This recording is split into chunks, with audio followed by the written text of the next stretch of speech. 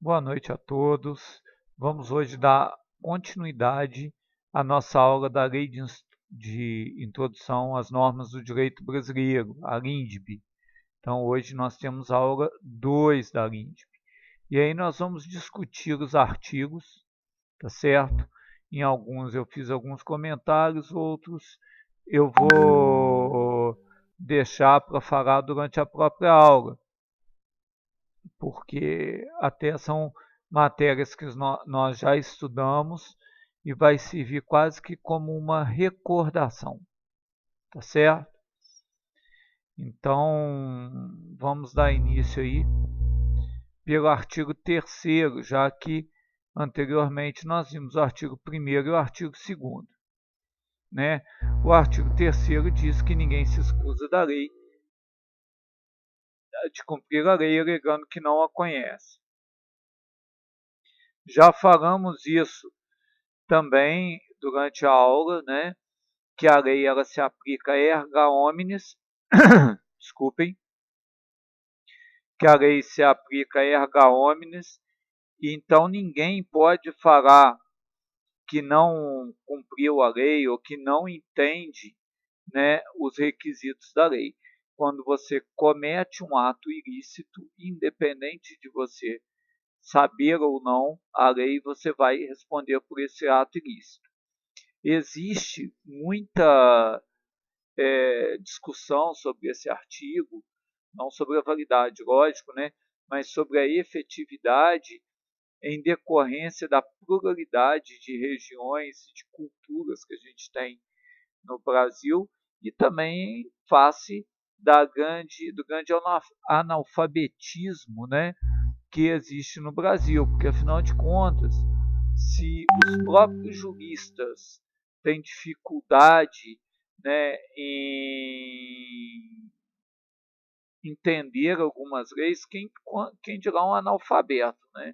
Então que isso dificultaria o exercer jurídico, o exercer do direito. É fato, mas também se nós formos analisar dessa forma, né, amanhã qualquer pessoa pode dizer que desconhece a norma, que desconhece a lei e deixar de cumprir. Então, se vocês forem analisar que o nosso Código Penal, por exemplo, é de 42, se eu não me engano, com modificações posteriores, né?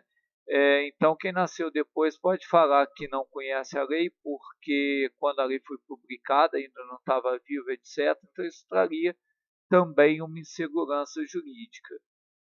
É óbvio, né, que é um transtorno, e a gente não pode, o julgador não pode ter em mente que todo cidadão conhece todas as minúcias da lei, né? A princípio isso é impossível. Até advogados, né? A gente fala, tem advogado especialista em direito penal, tem advogado especialista em direito civil, tem advogado especialista em direito previdenciário, e muitas vezes, quando você conversa, por exemplo, com um civilista sobre direito penal, ele não tem a mesma visão da interpretação da norma. Então é muito complicado a gente falar isso, mas o básico, né, todos nós temos que conhecer e saber que a norma se aplica a todas as pessoas indistintamente, independente de grau cultural, social, né, vai se aplicar a todo mundo. Aí o artigo 4º, que nós também já estudamos quando a gente falou sobre a jurisdição como dever do Estado, né? Se a lei for omissa, o juiz decidirá o caso de acordo com a analogia que nós já estudamos, né? E vimos que ela só pode ser aplicada quando a lei diz que pode, né? Os costumes, que são variáveis, né, mas que também servem de embasamento, e os princípios gerais do direito, que nós também já estudamos. Então, olha só, esse artigo aí traz, né, uma compilação de termos já estudados, analogia, costumes e princípios gerais do direito. O que se debate sobre ele deve seguir exatamente essa ordem? analogia costumes e princípios gerais do direito? Pois bem, há um tempo atrás eu estive presente numa palestra do professor Paulo Nader, e exatamente sobre esse artigo. E eu arguí ele sobre isso, né? Qual era o pensamento dele sobre a ordem, né? Se deve seguir essa ordem. Ele me deu uma resposta muito interessante falando o seguinte, que ele acredita que o juiz deve seguir, mas que ele esteve também em uma palestra com Yves Gandra há algum tempo atrás e com outro palestrante, Miguel Reale, e que ambos consideram que não.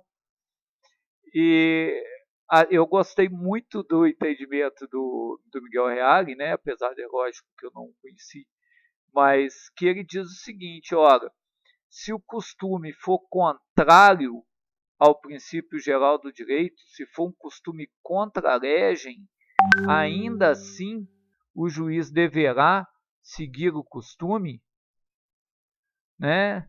Porque ele está antes do princípio geral do direito. Então, por certo que não, né? Por certo que o juiz também se prende aos princípios gerais do direito. Então, se é hábito cobrar dívida com morte em determinado local, o juiz vai aceitar isso enquanto costume? Né? Não pode. Então, nas lacunas da lei, deve o juiz observar o costume, mas eles devem estar adequados aos princípios gerais do direito. Artigo 5º, na aplicação da lei, o juiz atenderá aos fins sociais a que ela se dirige e às exigências de bem comum. Ora, me parece óbvio, né? O juiz não pode decidir do jeito que ele entende, né?